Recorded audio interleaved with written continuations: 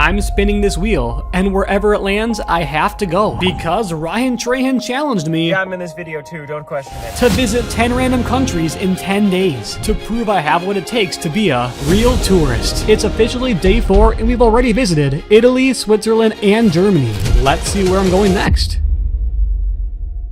Hey guys, we just arrived in Poland, and we cannot leave this country until Leo and I complete 3 tasks. Number 1, you gotta find the coolest souvenir you possibly can. Number 2, you have to eat a traditional food. And number 3, you must visit a famous landmark. Good luck. But we've only got 24 hours left, so let's head into Krakow to find a souvenir.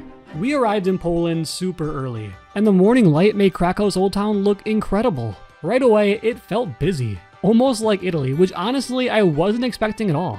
In my head, Poland was just farms and quiet little villages. But here we were, dropped right into the middle of a bustling square with people everywhere. But the vibe was totally different from what we'd felt in Germany. Over there, everything felt heavy, gray, and a little too serious. But here, there were bright pastel buildings, music spilling out from cafes, and heaps of people just hanging out. And honestly, looking back now, I think Poland had the best vibe out of any country we've been to so far. It feels safe, laid back, and just easy to enjoy.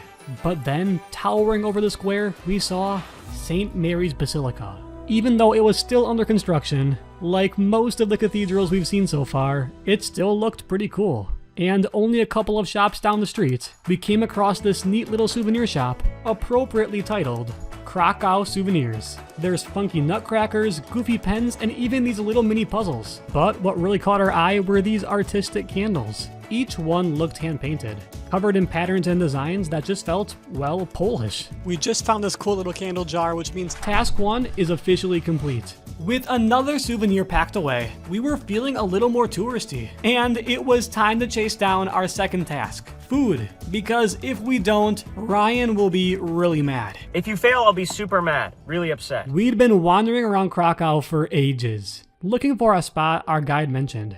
And just when we thought we were lost, we spotted a sign, Jurai Kachowa, which apparently translates to the leaky cauldron.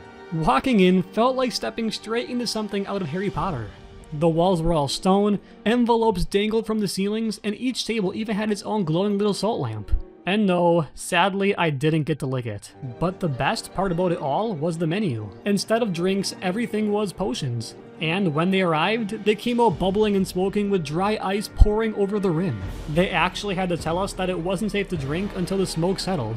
So we just sat there staring at it, and of course, snapping photos. And honestly, I think this spot gave us some of the best photos of the entire trip so far.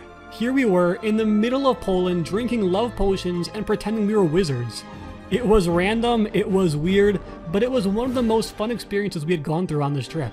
After our little magic potions, we finally felt like we were on the right track. And sure enough, we finally came across a restaurant to try our authentic Polish food. Welcome to Pyrgarnia Krakowski. I hope I said that right. Everybody so far had told us that this place was home to some of the best authentic Polish food that we could find in Krakow. So we were so excited to finally sit down and try it out for ourselves. We didn't eat much the entire day, so we thought we'd treat ourselves to something good. And that's when we settled on pierogi. These things are basically like Polish dumplings, and we actually managed to order 2 different types. One that was more sweet and the other more savory. But is it actually any good? Let's take our first bite.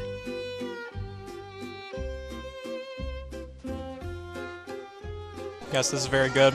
I'd probably give it an 8.7 out of 10. I am enjoying this a lot right now. I'm actually kind of nervous because I'm a very picky eater. So it looks like it is filled up with was it tomatoes supposed to be? And let's see.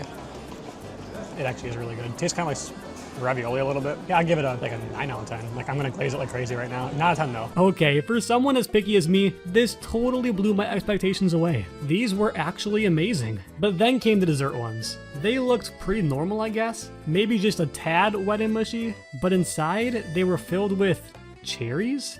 It's pretty good. It's not terrible, but I'm not sure. I might give it like a 3.8 maybe. That looks very nasty actually. The frosting tastes amazing. Inside tastes like nothing, yeah. The frosting, I would give like a 9 out of 10. But like in general, with all of it combined, yeah, like maybe like a 4. That was definitely the best authentic food we've had at this entire trip. That'll be very hard to beat. So with that, task 2 is officially complete. But the journey isn't over yet because we still need to find a famous landmark. And as we were walking off all that food, we accidentally stumbled upon this giant castle. This is Waywell Castle. Apparently, Polish kings and queens used to live here, and it is old. Like, some parts of it go all the way back to the 13th century, which is over 700 years ago. So yeah, that kind of just blows my mind. Walking through it, I kept on thinking about all the royals, nobles, and whoever else actually walked across these same cobblestones we were standing on. It felt like we had traveled back in time. There's huge stone walls, massive towers, and even a horse and carriage rolling by. But as cool as this was, we knew it wasn't the landmark we were after. So we left the city behind and headed towards the place we knew we couldn't skip, no matter how tough it may be. This is Auschwitz I. In the sign you see above the gate reads, Arbeit macht frei. German for, work will set you free. Just yesterday, we were at a memorial in Germany, and that already felt heavy. But walking up to this gate, I don't really know what to say. It feels real in a way that I don't think I was ready for. Inside the camp, every building tells a different story, and Block 11 was one of the worst. Some people nicknamed this place the Death Block, or the Block of Terror. And right here, in its courtyard, thousands of prisoners were shot against this wall. This place was feared so much that most of the other inmates in the camp wouldn't even look at it as they walked by. Just further down the road, past fences of barbed wire, is Block 5. Inside, it looks like a museum, but then your brain starts to catch up. These are Cyclone B pellets. At first, they kinda just look like little pebbles, but once they hit the air, they turned into poison. That's what the Nazis used in the gas chambers. In a room right next to them are some of the actual canisters that carried Zyklon B, found and collected by the Allies when the camp was liberated. Seeing them laid out like this, behind glass, it messes with your head. They look so normal, but then you remember what they're used for and it just makes your stomach drop. Just around the corner, it hits even harder. These are people's things. There's rows of glasses, tiny children's shoes, canes, braces, and then there's suitcases, a whole room of them. Some of them are still marked with people's names and hometowns. And even if you wanted to read every single one, you can't. There's too many. It's weird. You usually think that history is just dates and numbers, but then you're standing in front of someone's suitcase and it stops being history. It's just a person. Someone who had a family, a home, and dreams that all ended right here. Just a short walk away is Auschwitz II Birkenau, the extermination camp built for mass murder.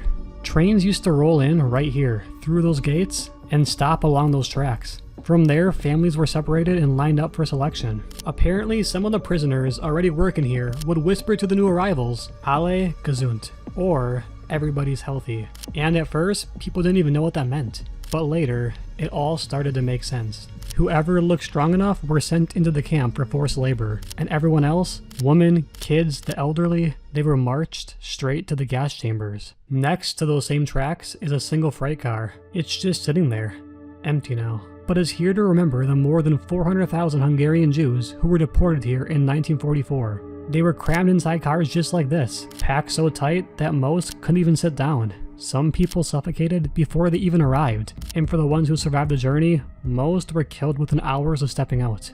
The further we walked into the camp, the sadder it became. On one side, there's endless rows of barracks, and on the other side, they've been demolished. Nothing but grass and their chimneys remain. These were supposed to be the heaters for the barracks, but survivors said they barely worked. Now they just sit here, almost like markers, for all the people who once lived inside. Walking through these barracks is haunting. Apart from the brick walls, there's nothing. Just these 3-tier wooden bunks stacked side by side, like shelves more than beds. 6, sometimes even 8 people were crammed into a single level, with dirty straw for a mattress and lice everywhere. It didn't feel like a place people should have had to survive in, and honestly, just standing in there made me want to get out as fast as possible. As we step back out of the barracks, the buildings thin out. There's broken buildings, rubble, and bricks everywhere. That's when it hits us. The Nazis tried to erase this place. As the war turned against them, they blew up parts of the camp and burned records, hoping no one would ever know what happened. But even in the ruins, the truth still remains. Over 1 million lives ended here.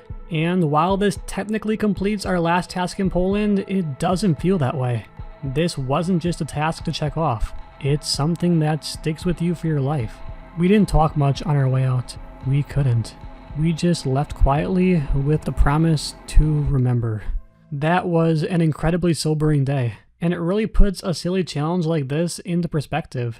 But the journey isn't over yet because we still have 6 more countries to visit, which means it's time for The Wheel of Destiny. On this wheel is every country surrounding Poland, and wherever it lands, we have to go to next. Let's see where we're going. Subscribe to see which country we're going to next.